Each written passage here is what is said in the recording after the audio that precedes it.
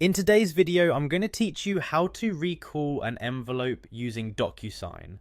Perhaps you've sent out a document by mistake or realized some information needs to be changed. Whatever the reason, knowing how to recall an envelope can be a handy skill. Let's walk through the steps together.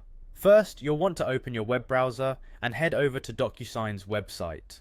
Docusign is a leading platform for electronic signatures and intelligent agreement management, so this is your starting point for handling any envelope recall tasks. Once you're on the Docusign website, look for the Login button. It's typically located at the top right corner of the page. Click on it to enter your login credentials. If you haven't been here in a while, you may need to refer to your saved passwords or password manager if you've forgotten them.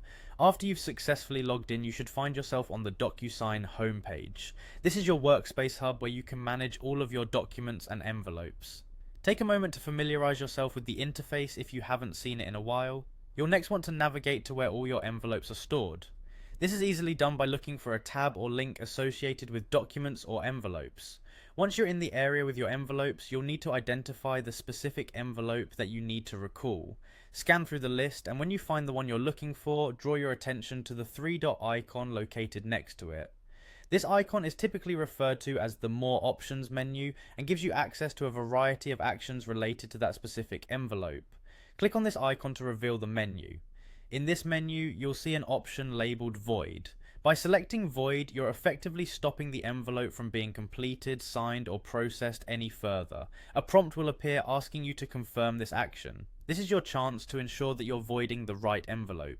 Here you might also be required to provide a reason for voiding. This could be anything from sent by mistake to information incorrect. Providing this information helps in keeping a clear record of actions for future reference.